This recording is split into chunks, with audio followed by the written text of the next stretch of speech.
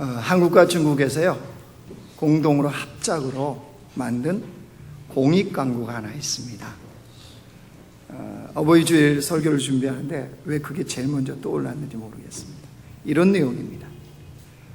밥 한 번 사준 선배에게는 형 고마워 라고 말하지만 매일 밥 해주신 엄마에겐 우리나 줘 라고 합니다. 여자친구 생일엔 축하해 라고 하지만 부모님 생일엔 엄마 생일이었어? 라고 합니다. 5분 기다려준 동료에게는 죄송합니다, 늦었습니다 라고 하지만 평생 기다려준 부모에겐 왜 나왔어? 라고 합니다. 광고 말미에요 이렇게 이야기를 하고 마무리를 합니다. 부모에게 이런 말 해본 적 있나요? 고마워요 엄마. 말 한마디가 효도입니다. 이런 공익 광고였습니다. 이 광고를 보는데 왜 이렇게 이 자녀들의 실상을 보여주는 것 같아서 좀 부끄럽기도 하고 또 부모에게 죄송한 마음을 갖는지 그런 마음이 이 광고를 보면서 많이 들었습니다. 사실 우리 부모님이 우리 자녀인 우리들에게 베풀어줬던 그 사랑은 항상 본능적이고도 일방적인 사랑이었습니다. 그 사랑을 자녀에게 끊임없이 부모님들은 부어주시거든요. 부모의 사랑을 생각할 때마다 제가 오래전에 보았던 영상이 하나 있는데 이게 늘 뇌리에서 떠나지를 않습니다. 그 영상이 뭐냐면 가시고기에 대한 거였습니다. 고기 중에 가시고기가 있는데 이 가시고기가 새끼들을 어떻게 키우는지에 대한 영상이었습니다. 가시고기는요 이 암컷인 엄마가 알을 낳아놓고 그 자리를 떠나버립니다. 그러면 수컷인 아빠가 그 다음부터 몫입니다. 아빠가 그 가시고기 알들을 지킵니다. 그리고 다른 데 물에 흘러가지 않도록 알을 이렇게 모읍니다. 구석지로 모으면서 다른 물고기들이 그 알을 먹지 못하도록 이 아빠 가시고기가 지키는 겁니다. 그뿐만 아니라 지느러미로 열심히 물질을 합니다. 아빠 가시고기. 이유는 한 가지입니다. 알들에게 산소를 공급하는 겁니다. 그렇게 며칠을 굶으면서 아빠 가시고기는 물질을 하면서 알들을 계속 지킵니다. 시간이 지나면서 이제 알들에서 새끼 가시고기가 나옵니다. 알에서 나온 새끼 가시고기들은요 플랑크톤을 먹으면서 거기서 이제 주위에서 맴돕니다. 그때도 이 아빠 가시고기는 이 새끼 가시고기들을 열심히 지킵니다. 지키다가 이제 이게 오랫동안 굶으면서 물길질을 하다 보니까 이 지느러미가 망가지는 겁니다. 그러면서 거기에 이제 박테리아가 생기기 시작하면서 이 아빠 가시고기는 몸이 마치 퍼렇게 변하는 것처럼 멍이 든 것처럼 이게 그 자리에서 죽습니다. 죽으면 이 새끼 가시고기들이 그 이 죽은 아빠 가시고기를 먹습니다. 먹이로 사용하는 거예요. 그러면 이 새끼 가시고기들이 덩치가 좀 커집니다. 덩치가 커지면 새끼 가시고기들이 아빠 가시고기의 시체를 뒤로 하고 더 넓은 세상을 향해서 이제 헤엄을 치고 그 가시고기들이 떠납니다. 이 영상입니다. 이 영상. 부모에 대한 사랑, 부모가 자식에게 베푸는 사랑을 정말로 잘 표현해 놓은 저는 영상이라고 생각합니다. 왜냐하면 우리 부모님들이 자식을 향한 사랑은 어디 비유할 수가 없습니다. 여러분, 동물과 사람이 다른 점은요, 동물들은 공통적으로 태어나면 스스로 자립하는 기간이 굉장히 짧습니다. 하나님이 주신 거죠. 송아지 여러분 태어난 거 보셨나요? 송아지는 태어나면 얼마 안 있다가 금방 걷습니다. 그러니까 이게 뭐냐면 동물들에게는 자립할 수 있는 기간이 굉장히 짧도록 하나님이 만드신 거예요. 반면에 사람은 어떤가요? 사람이 스스로 자립하기까지는 굉장히 많은 시간이 걸립니다. 그 많은 시간 동안에 그 아이가 자라날 때까지, 자립할 때까지 양육하고 가르침을 받아야 되고 또 먹이고 입히고, 이 모든 것들을 누가 합니까? 부모가 없이는, 동물과 다릅니다, 인간은. 부모가 없이는 결코 자립할 때까지 인간이 자라날 수가 없습니다. 부모의 그 헌신적인 사랑, 그 베푸는 은혜가 아니었다면 결코 자녀로서 이 양육을 받을 수가 없습니다. 그만큼 부모님들이 자녀에게 쏟아 부었다는 거예요, 사랑을. 그는 뭐 계산하지 않았습니다. 당연하게 부모의 사랑은 당연한 사랑이었습니다. 여러분, 그런 사랑을 받고 누가 여기 이 자리에 있는 거예요? 우리 자신이요, 우리 자신. 자, 옆에 사람 보고 한번 이야기합시다. 내가 그렇게 해서 이 자리에 있잖아요. 시작. 네, 빨리 해요. 이것들이 크면은 지가 큰 줄 알고, 그렇죠? 그렇게 해서 우리가 이 자리에 있는 거예요. 그런 자녀들 향해서 주님이 뭐라고 말씀하세요? 20절 보세요. 20절.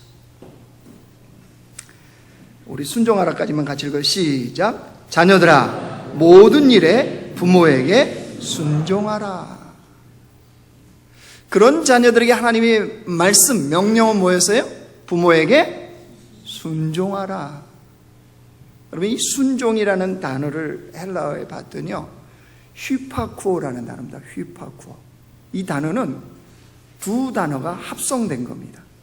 어떤 단어가 합성된 거냐면요, 밑에서 아래에서라는 휘포와 듣다라는 아쿠오가 합성된 단어가 바로 휘파쿠오입니다.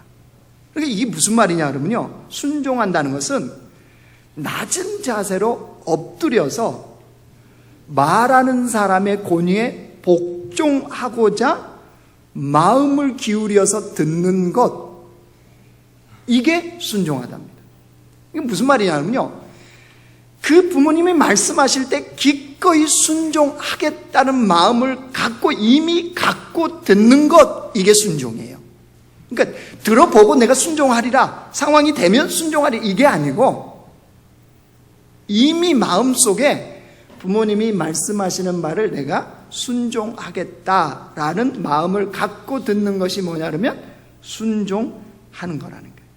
그러니까 효도는요, 내가 상황이 되면 효도하고 안 되면 못한다, 이거 아니라는 거예요. 주님의 이 말씀은 이미 내가 효도하겠다는 마음을 갖고 주님의 말씀을 듣는 것, 이게 효도인 거예요. 준비되셨습니까? 아니, 오늘 설교 들어보고 내가 효도하는 자녀가 되리라, 이 생각이에요? 아니면 무조건 일단 효도하겠다는 마음을 갖고 설교를 들으시는 거예요? 선택하세요. 전자 들어보고 내가 하리라 그러면 설교 바로 마무리하고요, 뭐 해야 뭐 하겠습니까? 그러니까 아니, 나는 무조건 순종이다 라는 마음이 있으시다면 그 다음에 이제 설교 진행하고요. 후자 맞죠? 네, 아멘. 자, 그렇다면 여러분, 부모에게 순종하는 자가 된다, 효도하는 자가 되어진다, 이거는요 그냥 되어지지 않습니다.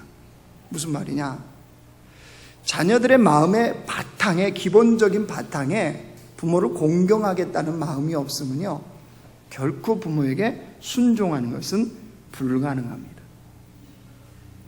여러분, 이 부모에게 순종하라, 부모에게 공경하라, 주님은 말씀하시잖아요. 이게 효도잖아요. 그런데 이 공경하다라는 이 단어가 놀랍습니다. 왜 놀랍냐? 이 공경하다는 이 단어는 히브리어에서 야레라는 단어를 씁니다. 부모를 공경하라 할 때 이 공경하라는 야레예요. 그런데 하나님을 경외하라, 이 할 때 경외하라 있잖아요.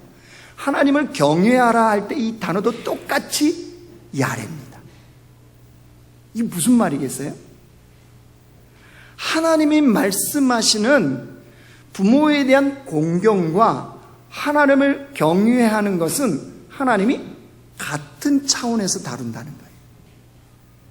즉, 하나님을 경외하는 자는 마땅히 부모를 섬겨서 공경하는 것이 당연하다는 거예요. 여러분, 왜 하나님이 이렇게 말씀하실까요? 하나님을 너희들이 진정으로 섬기고 하나님을 믿는 백성이라면 부모를 공경하는 것은 너무나 당연하다. 이것을 하나님은 기대하시는 거예요. 누구에게요? 하나님을 경외하는 백성들에게 기대하는 하나님의 마음인 겁니다. 자, 하나님께서 부모에게 순종하는 것, 공경하는 것을 얼마나 중요하게 여기는 줄 아십니까? 하나님은 정말로 중요하게 여깁니다. 어느 정도로 중요하게 여기느냐? 여러분, 십계명 있지 않습니까? 십계명. 십계명은 하나님이 자기 백성들에게 주신 계명입니다. 말씀입니다. 십계명을 전체로 펼치면 이게 성경의 말씀인 거예요. 66권을 줄이면 십계명이 되는 겁니다. 그러면 하나님이 이 십계명을 왜 주셨죠? 하나님의 백성들이 하나님의 백성답도록 살기 위해서, 그렇게 살려고 주님이 주신 것이 십계명이에요. 그래서 십계명에는 어떤 보상이라든가 이런 게 있을 필요가 없어요. 그런데 하나님이 유일하게, 오늘 성가대가 찬양도 했잖아요. 찬양대가 약속 있는 첫 계명이 있어요. 십계명 중에 하나님이 이 보상을 약속한 계명이 유일하게 하나가 있어요. 그게 뭐죠? 몇 계명? 5계명이에요. 5계명. 자, 우리 한번 찾아봐요. 출애굽기 20장.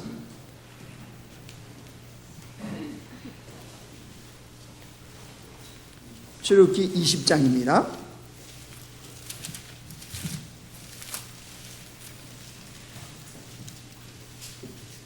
12절 말씀이에요.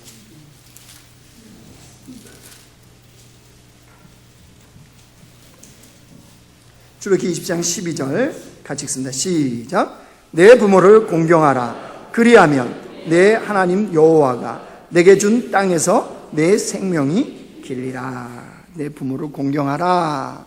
그리하면 하고 하나님이 보상을 약속하셨죠.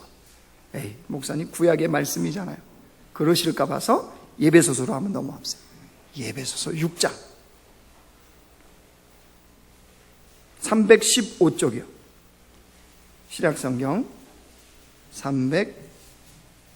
315쪽 예배소서 6장 1절부터 3절까지 같은 말씀이에요. 예배소서 6장 1절에서 3절 같이 읽습니다. 시작. 자녀들아, 주 안에서 너희 부모에게 순종하라. 이것이 옳으니라. 내 아버지와 어머니를 공경하라. 이것은 약속 있는 첫 계명이니 이로써 내가 잘되고 땅에서 장수하리라. 주님이 보상을 약속한 유일한 계명이에요. 십계명 중에. 땅과 장수의 복을 약속하셨어요. 여러분, 이스라엘 백성들에게는 이 당시에 이게 얼마나 중요했는지 모릅니다. 노예 백성들이 땅을 차지한다. 이것만큼 놀라운 축복이 어디 있겠습니까?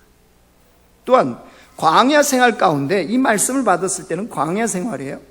광야 생활은 항상 생명의 위협이, 항상 생명의 위협 상황에 노출되어 있는 거예요.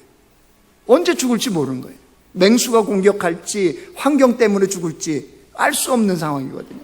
그런데 그런 그들에게 장수의 축복을 약속하신다. 이스라엘 백성들에게는 땅과 이 장수의 복이 얼마나 중요했겠습니까? 자, 그러면 궁금해지는 게 이게 있어요. 하나님은 왜 이런 보상의 약속을 유일하게 부모 공경, 효도에 거셨냔 말이에요. 다른 계명에는 안 거셨어요. 그렇죠? 안식일을 거룩히 지켜라. 주일을 거룩히 지키면 너희들의 가정에 매달 1,000억씩의 복을 주고, 그러면 교회가 미어 터지지 않을까요? 그러겠죠? 그래도 안 와요? 내 이웃의 것을 탐내지 않으면 내가 매일 금덩어리 하나씩을 주리라. 이러면 욕심 부릴까요? 안 부릴 거예요. 근데 왜 이 제5계명인 부모에 대한 효도, 공경에 대해서만 상급을 주님이 거셨을까요? 그 이유는 이겁니다. 하나님께서 원하시는 하나님 나라에 부모를 공경한다는 그 내용만큼 중요한 것이 없기 때문입니다. 하나님이 원하시는 하나님 나라에 부모를 공경하는 것은 너무너무나 중요한 내용이었기 때문입니다. 또 하나는 인간이 타락한 이후에, 아담과 하와가 범죄해서 타락한 이후에 부모 공경을 사람들이 얼마나 어려워하는지에 대한 반증입니다. 다시 말씀드립니다. 하나님이 원하시는 하나님 나라에 부모에 대한 효도는 너무나 중요한 내용이기 때문입니다. 또 하나는 인간이 타락한 이후에는 부모 공경을 너무너무 어려워합니다. 자, 부모에게 순종하고 공경하는 건 당연합니다. 그런데 사실 그게 쉽지가 않아요. 더구나 부모하고 자녀 사이의 관계가 깨어졌다든가 어떤 상황으로 해서 부모하고 관계성이 안 좋으면 이 당연한 말씀인데 이게 너무 어렵다는 사실이에요.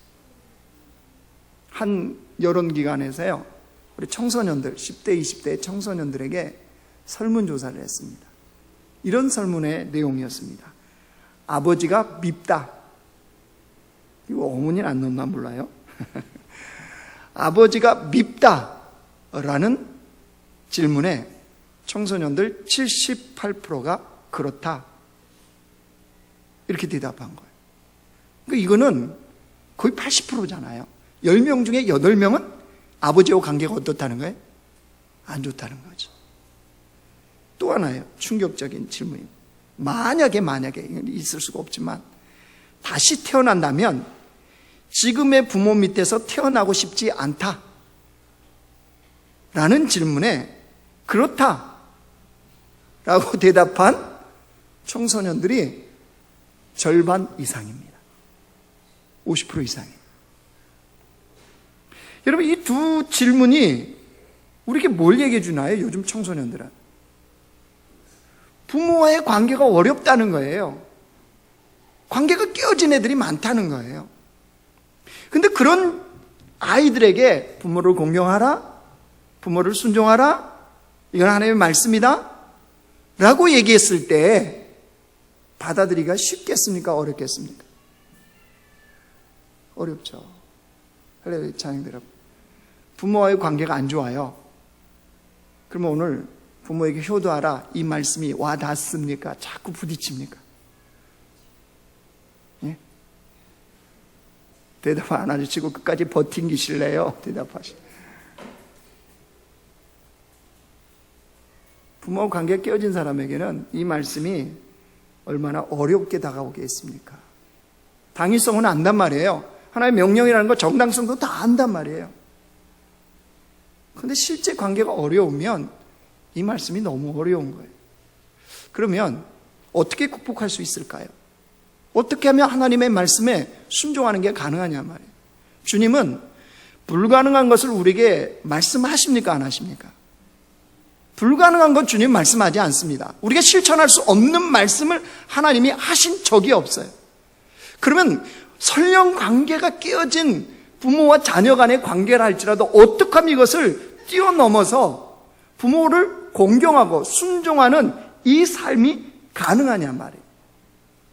그것은 여러분, 사랑하면 공경하게 되어집니다. 사랑하면 순종이 가능해집니다. 무슨 말이냐? 여러분, 하나님의 사람들은 대부분이 하나님을 깊이 있게 사랑했던 사람입니다. 하나님을 깊이 있게 사랑하면 하나님의 깊은 용서를 경험하게 됩니다. 하나님의 사랑을 깊이 있게 경험하면 하나님을 정말로 깊이 사랑하게 되어집니다. 하나님의 사랑을 깊이 있게 경험하면요, 다른 사람들을 사랑할 수 있는 힘을 공급받습니다.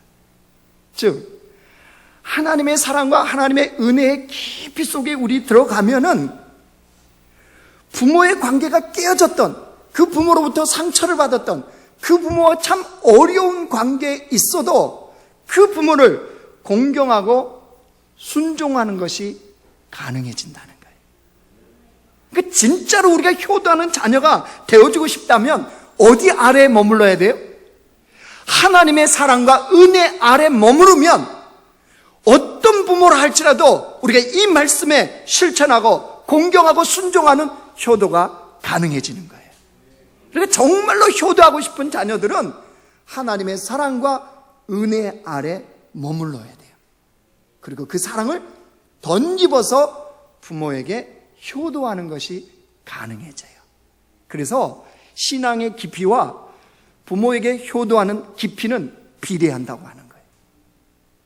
국가가 폐역해지면요, 나타나는 현상이 하나 있습니다. 사회가 폐역하면 부모에 대한 효도가 낮아진다는 사실이에요. 부모에 대한 효도가 낮아지면 사회가 그만큼 부패합니다. 여러분, 이건 정확합니다. 그렇기 때문에 정말로 부모에게 효도하는 자녀로 살고 싶다면 우리가 가장 먼저 해야 될 게 뭐라고요? 하나님의 사랑과 그 은혜 아래 깊이 들어가는 거예요. 그러면 부모에 대한 효도가 가능해져요. 또한 자녀 여러분, 부모님 계신 자녀 여러분, 또 하나 기억해야 될 게 있어요. 내가 이만큼 공경하면 부모님은 최소한 이 정도 해야 돼 라고 하는 우리 마음의 정당성과 기대감, 기준이 있죠? 요걸 버리셔야 돼요. 내가 이렇게 했는데 부모님이라면 최소한 이 정도는 하셔야지 라고 하는 기대감, 이런 정당성, 이걸 버리셔야 돼요. 왜냐하면 많은 자녀들이 부모에게 효도하다가 멈추는 게 있어요. 이 말씀에 순종하려다가 중간에 멈춰버린 가만히 이유를 보면 내가 이렇게 했는데 부모가 저렇게 했다는 거예요. 그래서 더 이상 관계하고 싶지 않다. 나는 할 만큼 했다라고 얘기할 때가 있다는 겁니다. 그걸 뛰어넘으셔야 돼요. 그러기 위해서도 역시 뭐예요? 하나님의 사랑과 은혜 아래 머물러야 돼요. 그래서 내가 이렇게 했는데 부모가 저렇게 나올지라도 우리는 부모에 대한 순종과 공경, 효도하는 것이 가능해진다는 것. 그렇게 할 마음의 자세가 되어 있으시죠? 되어 있으십니까? 자, 그렇다면 적용입니다. 구체적 적용. 제가 어떻게 부모에게 효도하는 삶을 살까? 좀 아쉬운 점은요, 제가 이 삶을 한 주간 살고 와서 여러분에게 설교했으면 얼마나 좋았겠습니까? 사실은 참 여러분에게 죄송해요. 왜냐하면 실천하지 않고 와서 설교하고 있기 때문에. 왜냐? 대상이 없어요. 저희는 양가 부모님 다 천국 가셨습니다. 계시지를 않습니다. 그러니까 그게 아쉬워요. 지금 한 주간 동안 기쓰고 애쓰고 살아보고 와서 이렇습니다 그러면 얼마나 피부에 와닿겠어요. 그죠?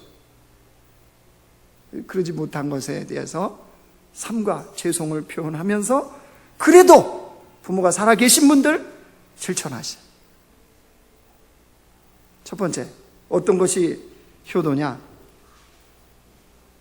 그 어떤 조건과 이유를 떠나서 부모이기 때문에 효도하셔야 됩니다. 무슨 말이냐? 부모의 인격과 상관없이, 부모의 교육의 정도에 상관없이, 부모의 재산에 상관없이 나를 낳아주시고 길러주셨다는 이 사실 하나만으로도 우리는 부모에게 평생 효도해야 됩니다. 아멘? 아무 조건에 상관없이 그분이 나의 부모이시기 때문에 우리는 평생 효도해야 됩니다. 두 번째로, 효도는 부모의 필요를 공급하는 겁니다. 부모가 이 땅에서 기본적인 품위를 유지하며 고통 없이 살아갈 수 있도록 필요를 공급하는 것이 효도입니다. 더 직접적으로 얘기해서 자녀들이 가진 물질을 가지고 부모를 섬기셔야 됩니다. 물론 부모님의 형편이나 자녀들의 형편이 각자가 다릅니다. 그래서 형편에 따라서 부모의 필요를 공급하는데, 여러분 이때 형편의 기준이 누구냐? 부모님입니다. 자녀의 나의 형편의 기준이 아니에요. 왜 필요의 공급을 물질로 하지 않느냐? 자녀인 내가 기준이 되기 때문에. 무슨 말이냐? 다음 달에 아파트 할부가 아니지, 뭐라 그래, 대출금 갚아야 돼서 이번 달에는 못하고, 다음 달에는 우리 자녀 학원에 보내야 되기 때문에 못하고, 그 다음 달에는 갯돈을 부어야 돼서 못하고, 그 다음 달에는 49번째 교회 세운다며 누가 그거 부어야 돼서 못하고. 그 성경이 정확히 말이죠. 고르반, 하나님께 영광하고 자녀들이 어떻게 한다고요? 부모에게 마땅히 해야 될 것을 안 한다는 거죠. 누가 기준이 돼서 그래요? 내가 기준이 돼서 그래요. 내가. 여러분, 부모의 필요를 공급하는 것은요, 부모의 형편이 기준이 돼야 돼요. 무슨 말이냐? 부모의 형편이 생활비를 내가 공급해야 되는 형편이다 그러면 자녀 학원 보내고 교회 세우고 내가 그 아파트 대출금 갚는 거, 이거 다 2순위예요. 할렐루야. 똑바로 해요. 그리고 오늘 설교 끝나요. 이거 다 2순위예요. 뭐가 1순위예요? 부모의 생활비가 1순위예요. 여러분, 이거 공급해야 됩니다. 그게 효도예요. 누구의 형편에 따라서요? 부모님의 형편이 생활비가 안 되어지면 그게 1순위예요. 대신에 부모님이 요즘은 형편이 괜찮은 분들이 있어요. 그렇죠? 그런 분들에게는 어떻게 필요를 공급하느냐? 매달 용돈을 꼬박꼬박 챙겨드려야 됩니다. 매달. 여러분, 매달 11조 하시죠? 오늘 듣기가 좀 그렇습니까? 11조 하듯이 우리에게 하나님이 주시는 물질 속에는 부모님 몫이 있어요. 부모님 몫이. 생활비로 드려야 되는 사람들은 생활비로 부모님 몫을 드리는 거고요. 하나님 내게 부어주신 물질에는 부모님 몫이 있다니까요. 그 생활비가 괜찮은 부모님들에게는 뭘 드려야 된다고요? 용돈을 드리셔야 돼요. 그걸 떼먹었다 그러면 어떻게 되는 거죠? 하나님 뭐라 그러세요? 하나님 뭐라 그래요? 이 도적놈아 그러잖아요. 도적놈아. 놈만 있는 건 아니에요? 네. 이 필요를 공급하셔야 돼요. 매년 제가 이거 설교하고 있잖아요. 그죠? 그래서 이게 실천하고 있다는 이 사람들도 많아요. 이 용돈을 꼬박꼬박 챙겨드리고 있다. 생활비 이렇게 드리고 있다라고 하는 분들은 너무 잘하고 계시는 겁니다. 계속 하세요. 또 하나, 부모에게 효도하는 방법 세 번째로는요, 부모에게 관계의 기쁨을 드리셔야 돼요. 관계의 기쁨. 이게 무슨 말이냐? 그럼 사람은 나이가 들수록 고독하고 외로워지게 되어 있습니다. 그래서 말벗이 필요한 거예요. 말똥말 사람이 필요하단 말이에요. 그러면 이거는 어디에서 절실히 느끼냐 그러면, 매년 여러분 단기 선교로 교회가 가잖아요. 그럼 보통 우리가 시골 교회로 가지 않습니까? 시골 교회로 가면, 시골에 가면 요즘은 이제 어르신들, 연세 드신 어른들이 시골을 지키고 있어요. 가보면 이 교회에서 이제 젊은 청년들하고 또 젊은 목사님 제가 가잖아요. 그러면 되게 반가워하세요. 왜 왔느냐, 어디서 왔느냐 묻지도 않으세요. 일단 어르신 안녕하세요 그러면 들어와부터 돼요. 마루에도 앉게 하시고 어떤 분들은 안방으로 아예 초청을 합니다. 안방으로. 그러면요, 말 안 했는데도 이렇게 물과 이렇게 여름이면 과일 같은 거 꺼내오세요. 그러면서 이제 대화를 시작하는 겁니다. 우리 첫째 아들은 어디 살고, 둘째 딸은 어디 살고, 셋째는 어떻게 살고. 그래서 막 우리 왜 왔냐고 물어보지도 않으세요. 인구조사하러 왔는지 복음을 전하러 왔는지 전혀 안 물어보세요. 하고 싶은 말씀을 쭉 하세요. 그러니까 그 집 앞에 딱 들어갈 때요, 보면 이 집은 1시간, 이 집은 3시간, 딱 계산이 돼요. 어떻게 계산될까요? 연세만큼 시간이 길어져요. 들어가면 우리도 막 듣습니다. 들어드리고 다 듣고 나면요, 그때 이게 복음을 전하잖아요. 그럼 마음이 열리셔서 복음을 다 받아들이세요. 그리고 나올 때 이것저것 주십니다. 오이도 주시고 감자도 주시고 옥수수도 주시고. 그 마음이 왜 그러겠어요? 저는 그걸 보면서 아하, 연세가 드실수록 말동무 이게 필요하구나. 그러니까 여러분, 이게 부모님께 자주 전화도 드리시고 손자 손녀 있는 분들 이렇게 어릴 때 자꾸 데리고 가요. 데리고 가서 빨리 와요. 대신에 부모님들 오래 있는 거 좋아하지 않으세요? 아시죠? 그 눈치 없이 오래 있으면 안 돼요. 자주 잠깐 자주 가란 말이에요. 그래서 말벗도 해드리고 카톡 그놈의 카톡 여러분끼리만 좀 하지 마시고 가정교회만 하지 마시고 부모님과 함께 카톡방 좀 만드세요. 그래서 알려드려요 좀. 그죠? 그래서 이 부모님, 자녀, 손자, 손녀 이렇게 해서 카톡방 하면 좋지 않아요? 이건 청년들한테 얘기하셔야 되는데 그렇게 해서 말동무도 해주고 벗도 해드려요. 부모님과의 관계의 기쁨을 드리는 게 효도란 말이에요. 그래서 거기서 멈추지 말고 거기에 뭐예요? 이제 필요까지 공급해 드려요. 근데 그 기본적인 마음에 뭐가 있다고요? 부모님이기 때문에.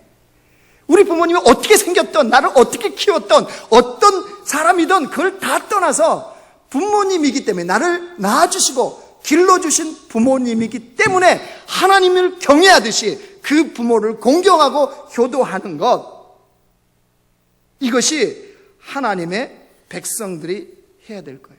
그럼 여러분, 그렇게 부모님에게 효도하면 최고의 이 땅에서 혜택자는 누구일까요?